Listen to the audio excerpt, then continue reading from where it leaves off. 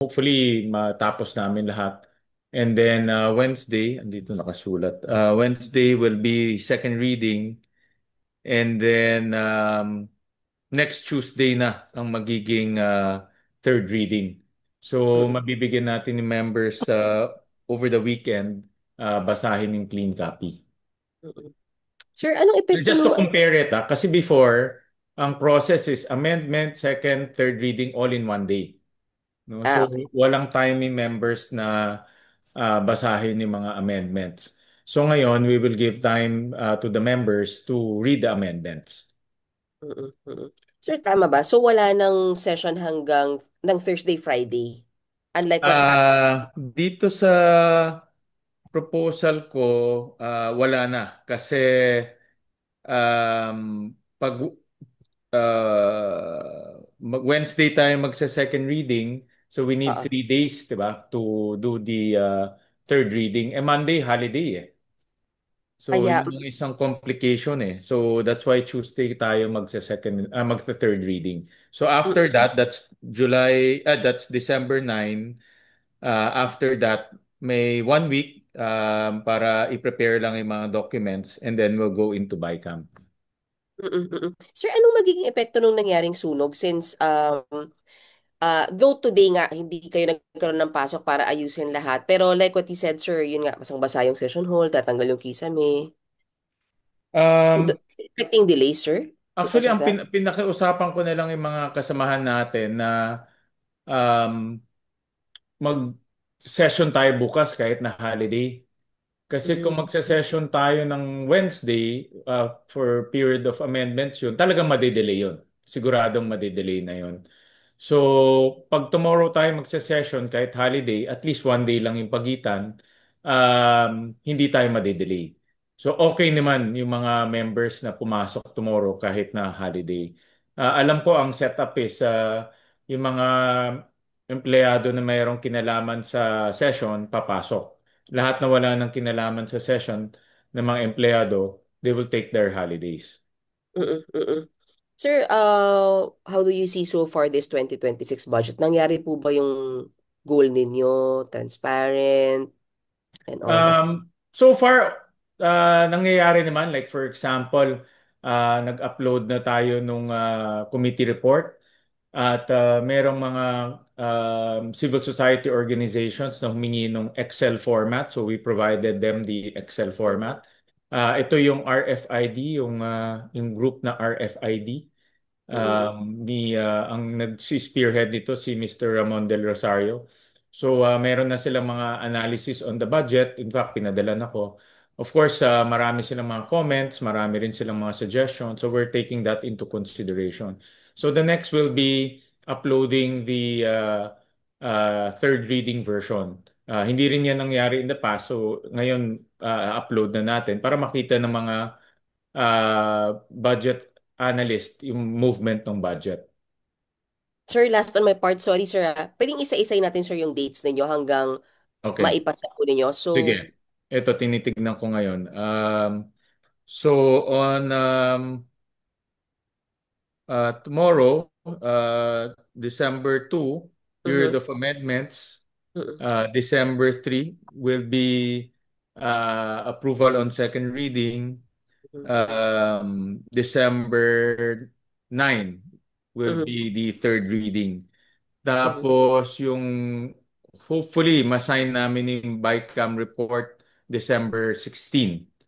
Tapos ang tentative na signing ng budget will be December 29. Wow, lapit nun sir ah. Malapit na. Talagang Late siya sir. paspasan siya. Oo. Sir, sorry, Paspasan isa siya. na lang. Kailan po ang start ng BICAM nito sir? Ang tentative namin na schedule is December 11. Okay. And where will the BICAM be held sir? Merong isang venue na recommend sa may Intramuros. It's a government property or government venue. So they will allow us to use it for free.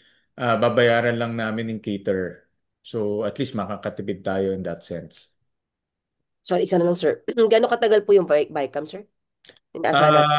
Ilinagay namin dito, hopefully, 11, 12, 13, 3 days. Okay. It is. Sir, that's all for me, sir. Pasa ko po sa ibang reporters. Thank you, sir. JV, sorry, sinong Yung next? 3 days, depende kung gabi nga ni Sen Ping, bakbakan na. Depende gaano kahaba yung bakbakan o usapan. Pero hopefully naman in those 3 days, makahanap naman kami ng agreement. Sorry, sir. And live siya. Mapapanood po sa Yes, YouTube live at siya. Yan ang suggestion ni SP Soto. okay. All right. Thank you, sir. That's all for me. JV, sorry, sinong next? JC na po. Thank you. JC. Hi, Sen. Good morning. JC po of Bombo Radio. Sen, am I Morning. audible po? Yes, yes, I can hear you. Sen, regarding lang kay Senator Bato, Mm-mm. almost 1 month na siyang hindi nagpapakita sa Senate and then wala rin po siyang abiso and dapat magde-defend din siya ng budget. May Yes. rules po ba ang Senate na no work, no pay just like the ordinary worker? Sa pagkaalam ko, walang ganyan na setup sa mga senators. Sa pagkaalam ko, walang ganyan na setup. Ang proper procedure is to send the committee a letter kung bakit ka hindi makaka-attend. A formal letter, no? So, magpapadala ng formal letter kung bakit ka hindi makaka-attend. Papadala rin, of course, si SP ng formal letter kung bakit hindi makaka-attend. Importante itong mga formal letters kasi this will be the official reason kung bakit hindi nakapunta yung senador. No, but in the case of yung nangyari last time kay Senator Bato, I was just informed by the staff na hindi nga siya makaka-attend. No? So nakiusap siya kung pwede ako na lang mag-defend ng budget. Mhm. Sen, kapag wala po bang abiso ang isang senador or walang ipinadalang formal letter, dapat na isuspend o dapat mag-craft ng rules for continued absence sa mga miyembro po ng hindi lang senador, kongreso po? Um, Siguro maganda mapag-usapan ito in a caucus kung ano ba yung mga contingency. Like for example, kagaya the case nga ni Senator Bato na siya ang vice chair defending a particular agency in Department of National Defense. Um, at that time, kasi inupuan ko lahat ng mga agency. So, kabisado ko yung mga budget nila at pinag-aralan ko rin. So, but baka may mga cases na hindi ganun yung pangyayari. So, ano yung mga contingency measures? So, mas maganda pag-usapan yan sa caucus because I don't believe na may ganitong, sa pagkaalam ko, may ganitong issue na nangyari in the past.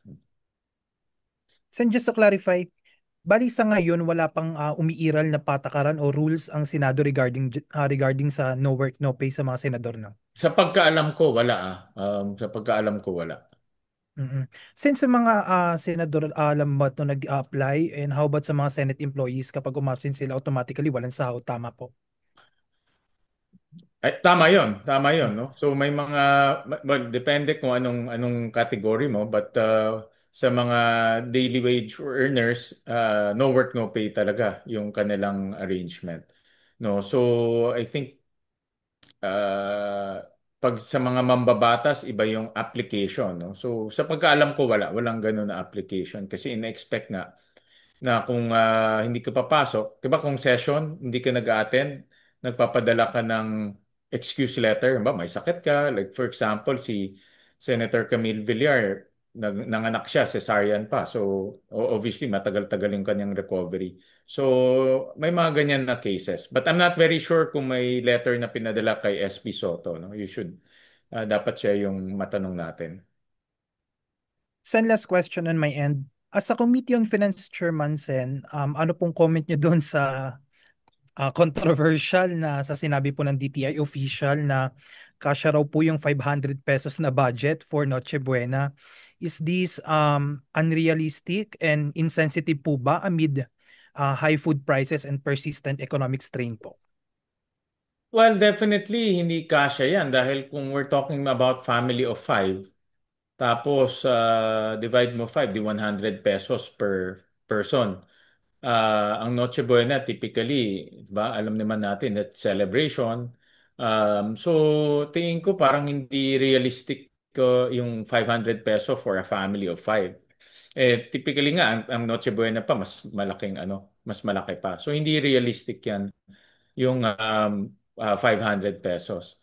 So, but ang Noche Buena rin kasi, on the other side man, iba-ibang tao, iba-ibang paraan nagse-celebrate ng Noche Buena. May iba siguro mas simple, may iba mas magarbo, no? Pero kung igagawin mo yung pinaka-basic lang, no? 500 divided by 5 persons, that's 100. Um, Tapos ang Noche Buena concept natin ay 'di ba celebration. Tingin ko baka hindi kakayanin yan 500 pesos. Sen, habol ko lang, paano kaya nag-come up yung DTI sa ganong presyo? And also parang may backlash na din na parang insulto siya sa mga Pilipino kasi minsan lang naman i-celebrate yung Christmas, and then may ganong 500 pesos lang na nakasya na raw yung budget for Noche Buena. Paano kaya sila nag-come up? Kasi What is the reason behind, Sen? kung iisipin mo, kung 100 pesos, ito simple lang, iniisip ko rin kung 100 pesos per person, 'di ba ngayon ang budget meal ng Jollibee or McDonald's or other burger chains na sa around 45 pesos na to 50 pesos 'di ba? So, but that's fast food. No? Hindi naman natin kino-consider Noche Buena fast food no? So, kaya kung bibili sila ng mga let's say mga meat products, no? Baka, baboy, sigurado mas mahal 'yun sa 100 pesos per person. So, I think Um, although Noche Buena, again, no, Noche Buena kasi kanya-kanyang style kung paano ka mag-celebrate. But I think a normal family, mahirapang 500 peso bumili ng pang Noche Buena.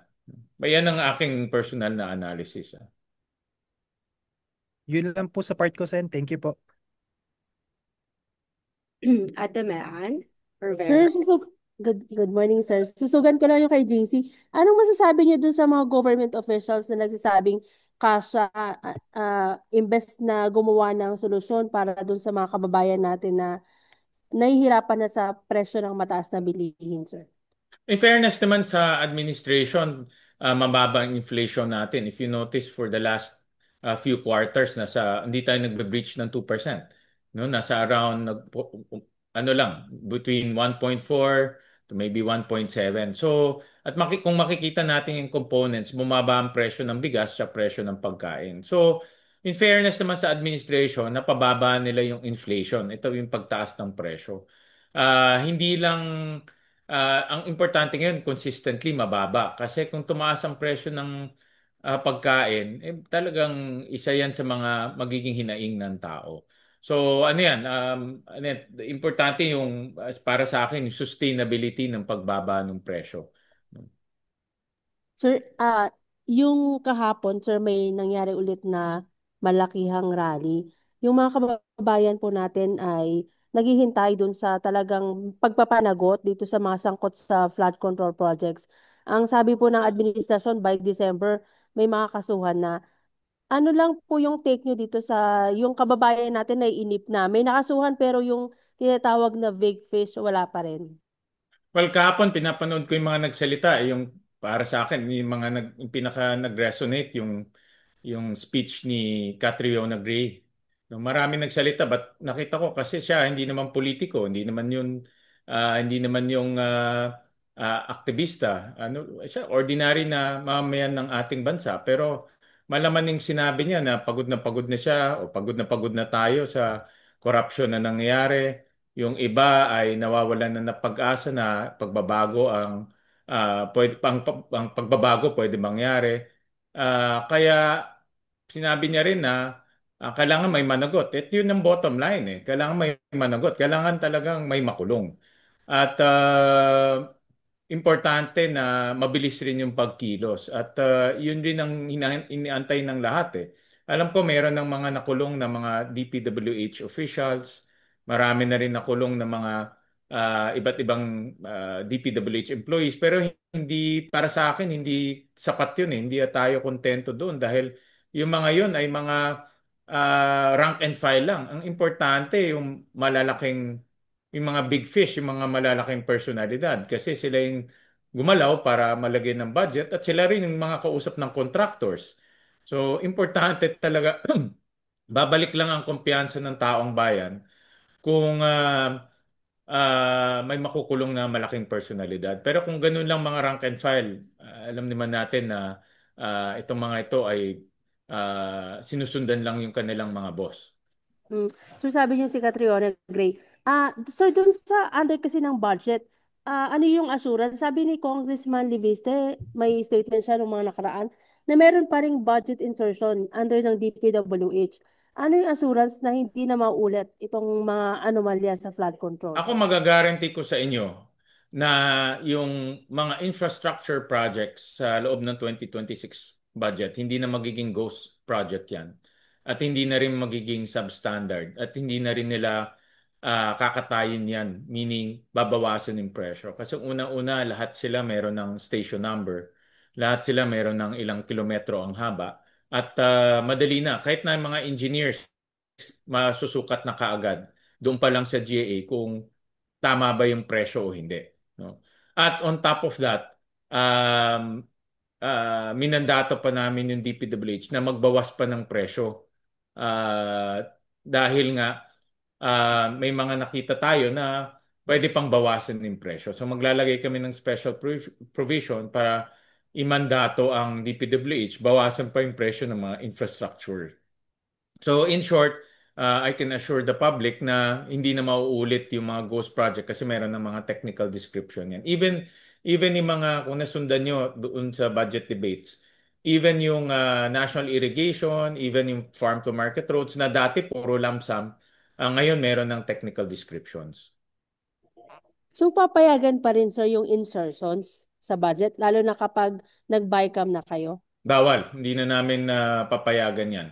At hindi na tayo papayag yung tawag nga ni Senator Ping, yung alien na mga projects. Gusto natin yung ano lang, yung disagreeing provisions. Sir, yun lang po. Sir, pina-follow niyo po si Catriona Gray. Well, nakita ko yung kanyang speech kasi pagbukas ko ng social media ngayon at balita kahapon, siya yung pinapalabas ng mga media eh. So, pinanood ko yung speech niya. But pinanood ko rin yung iba. But kasi siya hindi politiko eh. Unlike the others, mga political personalities eh. Siya wala naman siya makukuha. Hindi naman siya kakandidato. At tingin ko, hindi naman kakandidato. Yung iba kasi, mga political figures yun. So, para sa akin, nag-resonate dahil ano na siya eh, ordinary taxpayer na nasasaktan dahil laki-laki ng binabayad. Mga self-employed, binabayaran nila ang laki, almost 30 to 40%. So, biro mo, 30 to 40% kakaltasin sa'yo tapos pupunta lang sa mga korupsyon. Sir, yun lang po. Salamat po. Hi, sir. Good morning. This is RG. Ako na yung next po. First question, sir, kasi I think this is one of the rare times na magkakaroon ng BICAM that is open. Probably the first time it will be completely open to the public. So can you walk us through the process? Ano ang expected nyong magiging proseso in an open BICAM? Well, mayroon akong ground rules na pinag-usapan namin ng aking counterpart si Congresswoman Swansing. Yung mga ground rules natin, like number one, yun na nga, walang alien na mga programs or projects tulad ng AKAP or other things. At pangalawa, let's limit it to the disagreeing provisions. So yun yung dalawang ground rules na binigay ko sa kanya. Of course, ito ay pinag-uusapan rin, no? That's from the Senate, but of course sa House iba rin yung kanilang pananaw diyan, no? So uh, and we also talked about yung mga disagreeing provisions na mahalaga para sa ating bansa, no? So yun yung mga napag-usapan na namin. But since tuloy-tuloy pa, since first time nga ito mangyayari, we have yet to sit down formally kung ano yung magiging takbo nitong Bicameral Conference Committee. They also propose, actually ito from the House side, they propose to have rules. So ibig sabihin merong rules na i-approvean kung how the members will um, act during the bicameral conference committee hearing. So ano ba yung mga do's and don'ts? So yun naman ang proposal nila. Kasi sir, usually in the past, kapag napapag-usapan yung open BICAM, ang sinasabi is baka maging too technical or masyadong maging Totoo masalimuot, yan. wala nang matapos. Ang tagal ng BICAM pagka inopen natin lahat dahil nga syempre may mga politikong who will take advantage of the presence of media. Tama ka So rin dyan. how do you propose to get things done given yung ganung klaseng sitwasyon na kailangan on one hand there's a call for transparency, but on the other hand you still need to be efficient and get it done within the timeline that you have, because you already mentioned a pretty tight timeline. Ta- Tama ka dyan, Mm-mm. RG. That's really a very good point na the bike can become unwieldy. Mhm. Kasi lahat naman ng legislator may kanya-kanyang advocacy, 'di ba? Kung hindi mo napagbigyan, sabihin nila importante 'to, pasok natin. Or kung hindi napagbigyan during the committee hearing, during the plenary debates, i-voice out nila yan sa BICAM. Nangyari na yan in the past, in the BICAMs na na-attend ko, may mga last minute na vino-voice out, gusto nila mapasok sa budget. And imagine if you have kami, kung 12 members kami, sila 12 members, that's 24 people. Kanya-kanyang Yes. advocacy, kanya-kanyang gusto ipasok sa BICAM. May mga iba gusto rin itanggal. No? Sasabihin Yes. nila hindi tama yan. It can become unwieldy talaga, no? And walang katapusan pag ganyan. So I would suggest um, dahil naka-upload naman na ito sa website, no? Ang mangyayari dito, uploaded na yung committee report ng Senate, uploaded na rin yung third reading version, upload na rin yung GAB. So titignan na i-compare namin ngayon yung GAB at yung Senate third reading version. At kung ano yung mga differences doon, yun na lang ang pag-uusapan. I would propose na ganun na lang, na wala na tayong pag-uusapan outside of those. Kung hindi, talaga magiging unwieldy eh. Sir, so yung binanggit po ninyo is going to be effective, so hopefully, in preventing insertions. Pero dun po tayo dun sa contentious provisions. Meron na ba kayong idea? Of course, wala pa kayo sa third Wala pa. reading, at wala pa tayo Yeah. sa period of amendments. But looking at your general impression of the GAB versus what is going to be the emerging draft of the Senate, and of course by now nakapag-submit na sa inyo yung mga kasamahan nyo kung ano yung gusto nilang amendments, and you're Yeah. already in the process of filtering or kung ano yung makakapasok sa final cut ng Senate version. Yeah. So Yeah. ano yung mga nakikita ninyo this early that will be very contentious during the BICAM? And if you can give us a ballpark figure, how many provisions are going to be contentious and how much money is going to be involved? Well, kung masusundan natin yung plenary debates, because Mm. I was there in the plenary debates from start to end for 11 days, may mga nakita kong ang mga senators natin um, feel strongly about. And this is also nakita ko sa version ng House. No? For example, I'll give you a very good example. Ibang mga senators nabanggit yung nangyaring typhoons, no, yung Mhm. Uwan, Tinyo, at earthquake. So they're very concerned yung rehabilitation and restoration efforts nitong mga areas na ito moving forward. Because admittedly, in the budget for DPWH, it's the normal budget lang for these areas. So may mga senators tayo na ang gusto madagdagan yung mga areas na yon for obvious reasons, no? Kasi yung rehabilitation efforts. So ang rehabilitation lang ngayon will be tapped from the NDRRMC fund, no? So gusto nila sana madagdagan pa para matulungan natin yung mga areas. That's number one. In the same vein, konektado yan sa doon sa mga social services, sa mga narinig ko ibang mga senators natin gustong dagdagan yung medical assistance and mga temporary employment services kasi nga of the bagyo. For obvious reason rin, may bagyo doon. So mas yung mga kababayan natin doon mas kakailanganin more help. No? So ito yung namang napakinggan kong mga um, mga comments during the budget debates. more or less pareho yan sa House. More or less. Kasi ang House local eh. So very Mhm. parochial yung kanilang mga recommendations eh. So yung mga areas na tinamaan, yun din yung kanilang recommendation. So yun naman ang pinag-aaralan namin ngayon. It's very difficult because very tight nga yung fiscal space.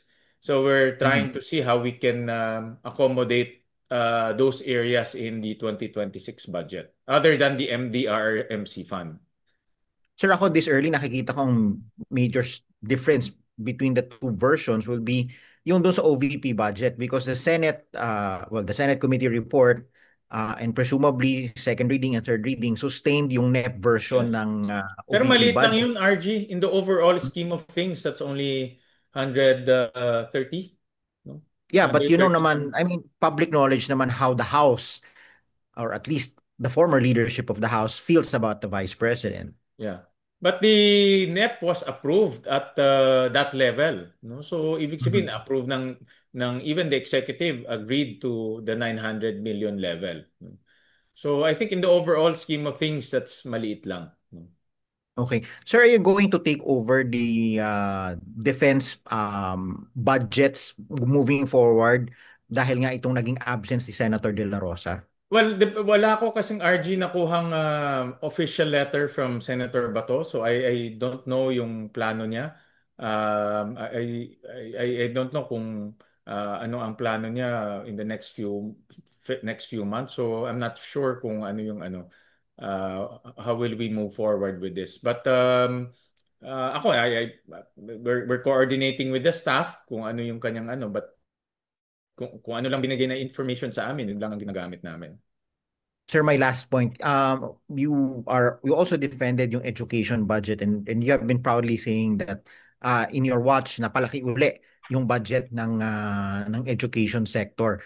Do you think that the education sector supports yung K-12 to the extent that you can na ma-achieve yung talagang original intentions ng K to 12? Kasi parang lumalabas ngayon the K to 12, of course it has its own critics, pero parang it's more geared to tech voc. Where do you stand on this?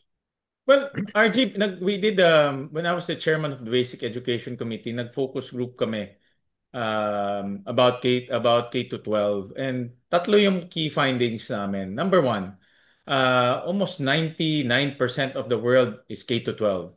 The last one here in Southeast Asia is 2019. Myanmar nag-shift siya to K to 12. Even Myanmar na military junta nag K to 12 na. No? So in other words, the global standard now is K to 12.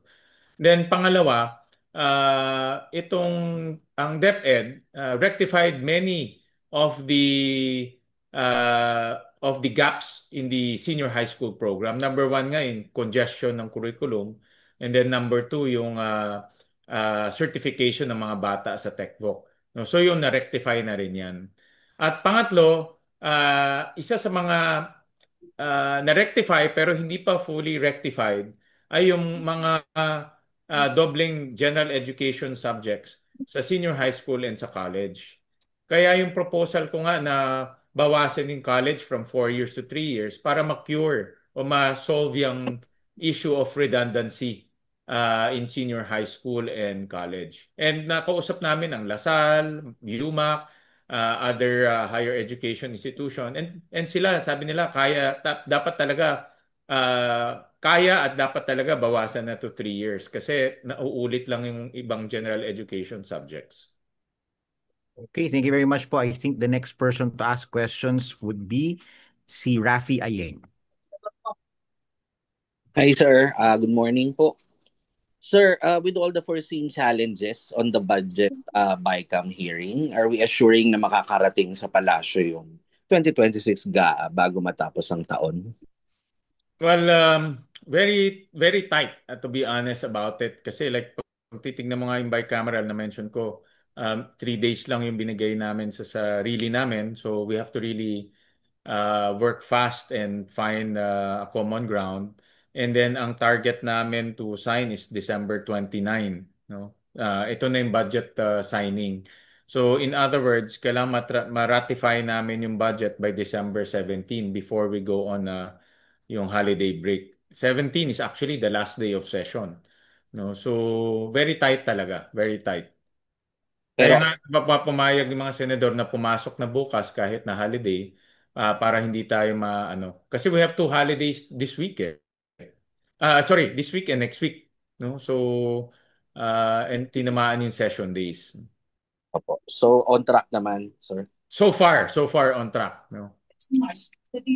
Yes, sir. On another topic po, Ambassador James Romualdez said some US and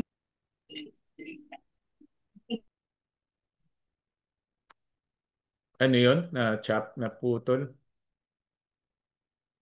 Wala yata si Rafi, Rafi. JV. Hold on lang po. Tawagan ko lang. Melda, si Daniel muna siguro. Eh, I think. Daniel, Ako na ba? ikaw na, ikaw na. Yeah. Hi, sir. Morning, sir. Yes, Daniel. Sir, ano po, tanong ko lang po yung sa budget ng DPWH.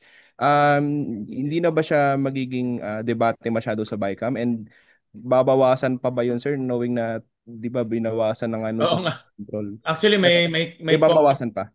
well, may complication na finlag sa amin ng DPWH na pinag-aaralan namin ngayon kasi binawasan natin, di ba? Pero binawasan namin yung materyales na dama yung ibang components like labor and equipment. No, kasi nung pagbawas natin, straight line sa budget eh. No? Hindi na hiniwalay kasi hindi naman namin kaya hiwalayin lahat ng labor, lahat ng equipment, lahat ng indirect cost. Imposible naman 'yun eh, no? Hihimayin ng Senado dahil more than what 18,000 projects 'yan. So may complication lang na nakikita yung PWH diyan kasi baka hindi naman ma-implement yung project. So but pinag-aaralan muna namin 'yan and see kung tama ba yung kanilang argument.